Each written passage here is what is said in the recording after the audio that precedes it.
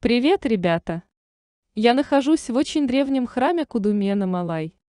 Мне сказали, что на склоне холма за храмом есть ряд древних резных фигурок, которые никто не видел уже более 1000 лет. Мы можем увидеть эту резьбу издалека, и она выглядит странно. Очень похожа на наручные часы. В центре находится циферблат, а ремешок по обеим сторонам циферблата. Но что на самом деле изображено на этом барельефе? Как нам посмотреть и проанализировать детали? Мне сказали, что сегодня никто не может добраться до этого места потому, что на тропу упали камни, и лезть туда слишком рискованно. Поэтому никто и не видел эту резьбу за последнюю 1000 лет. Значит, нам придется использовать дрон, чтобы задокументировать эту резьбу. Подойдя ближе, мы понимаем, что центральный циферблат – это вовсе не циферблат. Посередине мы видим гигантское животное. И мы можем увидеть некоторые фигуры, сидящие на этом животном. Кто они? И чем они занимаются? Животное – это гигантский бык по имени Нанди. На нем сидят две фигуры. Одна из них – это Господь Шива, изображенный с 4 руками. А рядом с ним сидит его жена. Если внимательно присмотреться, можно даже увидеть, что Шива держит в руках. Бык красиво украшен. На его шее показаны слои бус. Он стоит неподвижно и выглядит гордым и сердитым. Вы даже можете разглядеть его язык, который торчит из пасти. Рядом с быком стоит интересная фигура. Кто он? И что он держит в руках? Это большой зонт для богов? Или что-то еще? Я в шоке от его прически. Посмотрите. Его волосы встали дыбом, как будто его бьет электрический ток. Он человек или что-то другое? И кто эти фигуры? С обеих сторон много странных фигур. Так кто же они? Но прежде чем углубиться в это, у вас должно быть прямо сейчас возник важный вопрос. Почему древние строители вырезали это здесь? Только подумайте об этом. Вокруг этого холма много свободного места. Тут даже построили целый храм.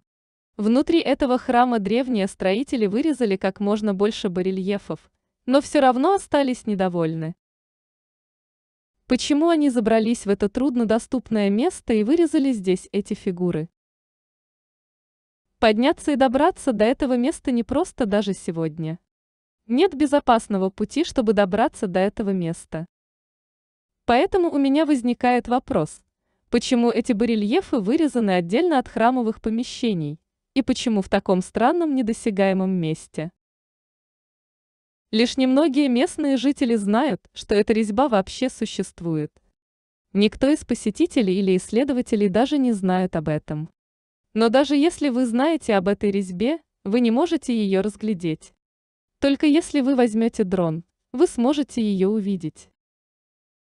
Итак, вопрос. Почему древние строители решили вырезать что-то в недоступном месте? И ни один историк или археолог не сделал подробного анализа этого. Это первый раз, когда эти рельефные изображения задокументированы. Вы не найдете никаких документов об этих резных фигурках в интернете, кроме как на нашем канале. Это похоже на то, как если бы вы вечером надели самую модную одежду, надели самые дорогие украшения и часы, надушились духами, но вы не выходите и ни с кем не встречаетесь, вы просто собираетесь лечь спать, и спать в одиночестве. Цель переодевания – показать другим, ведь так? Точно так же цель изготовления резьбы – показать другим, это общая логика. Но это место полностью противоречит этой цели. Так почему же они сделали это здесь? Несмотря на то, что некоторые местные жители говорили мне, что там невозможно даже стоять, я думаю, что тут достаточно места, чтобы стоять и резать эти скульптуры. Я думаю, что мы сможем добраться до этого места, и мы сможем сидеть там и наслаждаться этой резьбой. Но это сложное и неудобное место. И эта трудность доступа к информации, по-видимому, является общей темой в древнем индуизме. Они всегда вырезали самые сложные и очень важные скульптуры в труднодоступных местах. Довольно интересно думать, почему древние строители позаботились о том, чтобы любая передовая информация была недоступна для случайных посетителей, а только для серьезных людей, которые искали ответы. Здесь вы можете увидеть кучу каменных блоков, сложенных друг на друга. Это не естественное образование, это искусственная баррикада, построенная так, чтобы никто не мог туда пройти. Должно быть, это было сделано много веков назад, потому что если бы это произошло недавно, люди просто поставили бы металлический забор. Это довольно интригующе, потому что это означает, что в какой-то момент в прошлом людям было запрещено посещать это место. Было ли это закрыто, потому что какие-то люди поскользнулись и упали оттуда? Или это было закрыто по какой-то другой причине? Мы можем получить ценную информацию, если проанализируем это поближе. Я думаю, что на полу есть надписи, и это может помочь нам датировать резьбу. А теперь давайте перейдем к самой важной части. Кто эти люди, стоящие по обе стороны от Господа Шивы и его жены? Я внимательно их пересчитал. Слева вы видите 31 фигуру, а справа 32 фигуры. Итого 63. Это 63 святых, называемых наинарами, которые являются несгибаемыми преданными Господа Шивы. Большинство из них стоят в позе намасте и почти похожи друг на друга.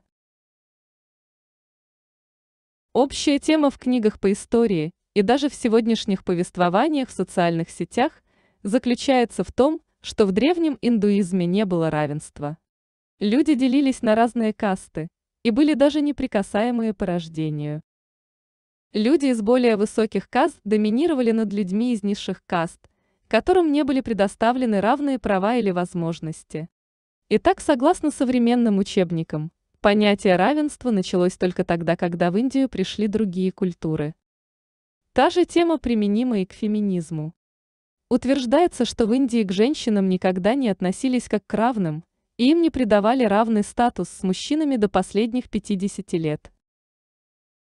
Но эта резьба доказывает, что это повествование чистая ложь, потому что из 63 наинаров, стоящих плечом к плечу, мы можем видеть мужчин и женщин.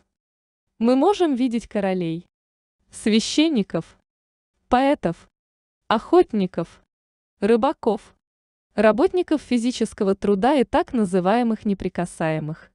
В этом списке есть даже дети. Все получают одинаковое уважение и признание за свою работу. Эта команда была создана исключительно на основе их любви и преданности Господу Шиве и ни на чем другом. И эти люди жили где-то между III и VIII веками. Так что вы можете понять, насколько равноправным было индуистское общество около 1500 лет назад.